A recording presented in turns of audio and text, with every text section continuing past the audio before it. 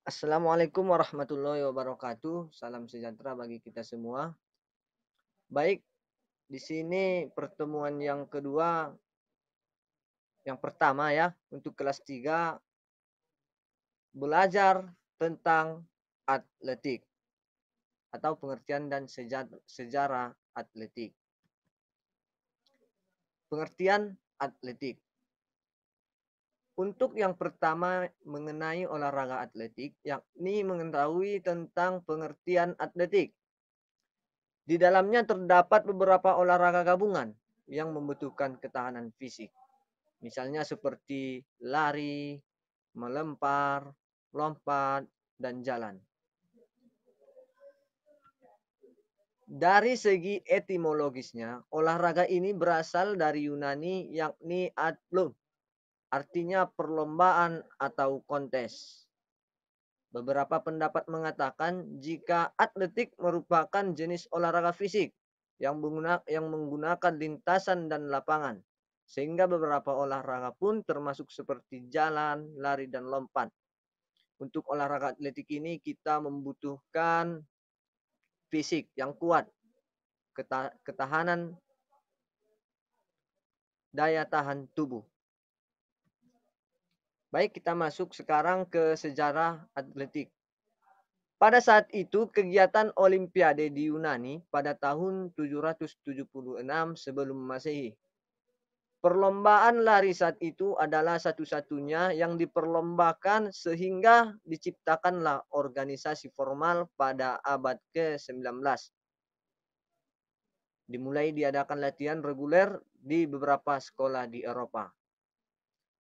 Pada tahun 1986, olahraga ini sudah mulai diperlombakan di beberapa event Olimpiade karena sudah diikuti oleh beberapa negara. Di Indonesia, olahraga ini mulai dikenal saat awal tahun 1930-an. Kala itu di Indonesia, pemerintah dari Hindia Belanda yang memiliki ide untuk mengajarkan pelajaran ini. Sekarang ada macam-macam lari. Macam-macam lari ada 6. Yang pertama lari sprint, yang kedua lari jarak pendek, 3 lari jarak menengah, 4 lari maraton, 5 lari estafet, 6 lari halang rintang. Baik, pertama kita memahami tentang apa itu lari sprint. Lari sprint ini sama seperti lari jarak pendek, karena jarak larinya sangat pendek, yaitu 100 meter.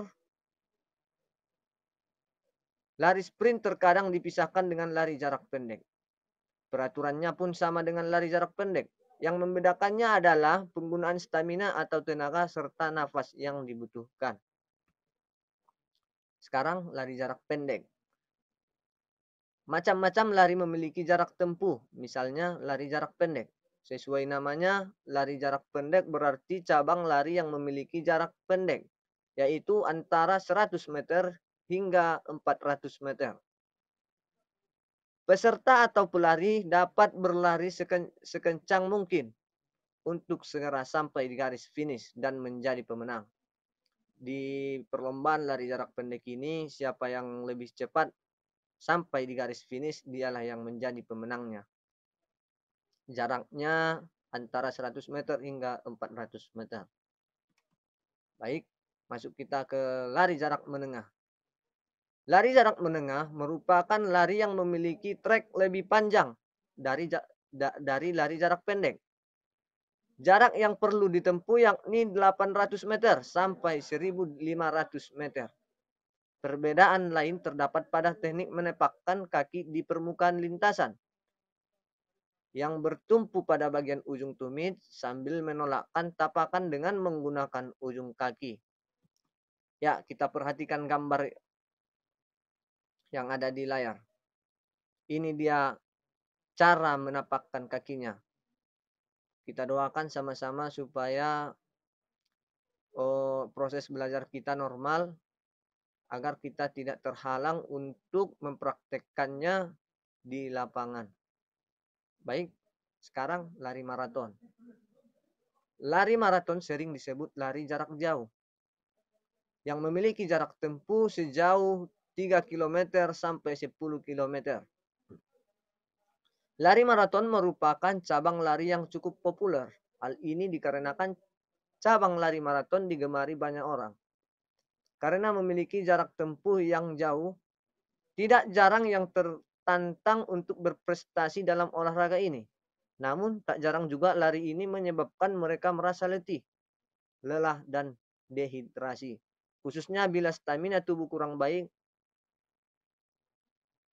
Jika stamina dalam lari maraton ini kurang baik, lebih baik tidak usah melakukan lari maraton. Start yang digunakan dalam lari maraton ini adalah start berdiri. Baik, kita lihat ini dia contoh lari maraton.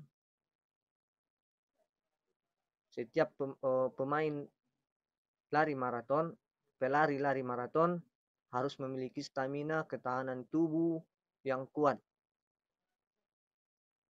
agar terhindar dari hal-hal yang tidak diinginkan.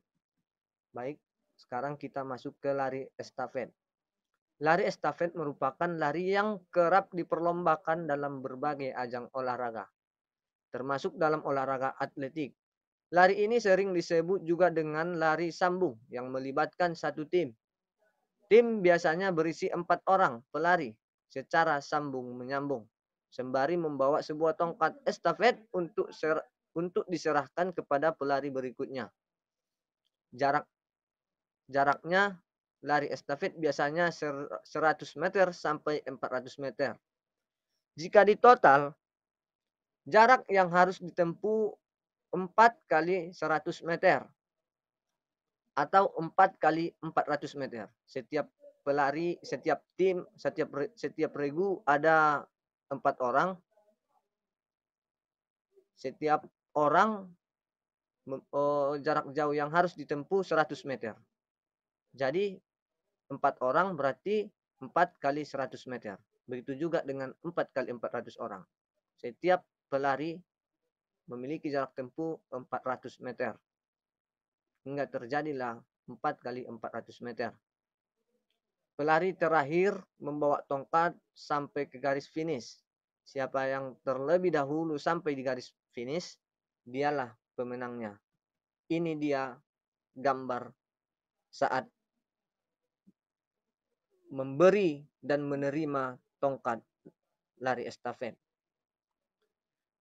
Di sini kita harus berhati-hati dalam memberikan atau menerima tongkat, karena jika tongkatnya jatuh, kita mungkin didiskualifikasi.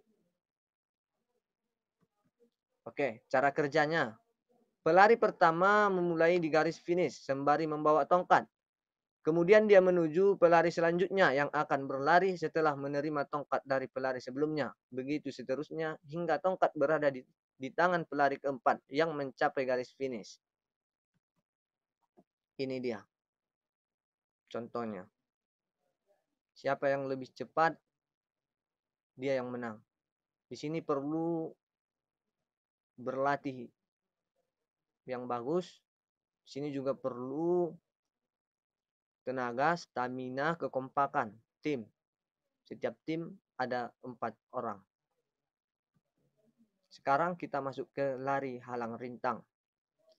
Lari halang rintang adalah lari dengan melintai rintangan seperti pada lari gawang. Jika lari gawang, jarak yang ditempuh antara 100 hingga 400 meter dan termasuk dalam kategori jarak pendek. Sementara itu, jarak halang rintang jarak yang ditempuhnya lebih panjang seperti 3000 meter. Lari rintangannya terbagi dua, yaitu rintangan dengan gawang dan rintangan air. Rintangan air dengan gawang yang berada di depan, pelari ini harus mempunyai kecepatan seperti pelari jarak menengah. Akan tetapi juga harus memiliki kepandaian atau keahlian dalam mencoba melewati rintangan-rintangan tersebut. Pertama, rintangan gawang. Pelari ini harus mempunyai kemahiran berlari sambil melangkahi rintangan gawang.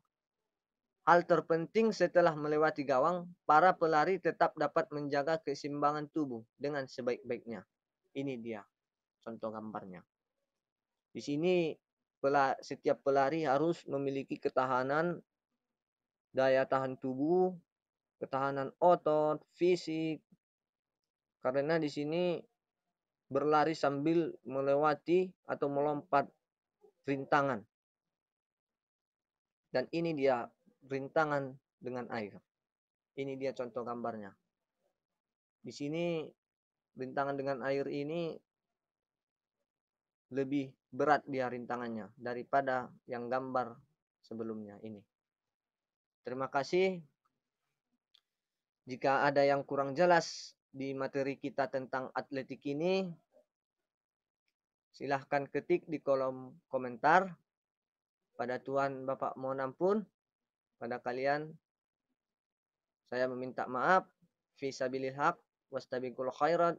Assalamualaikum warahmatullahi wabarakatuh.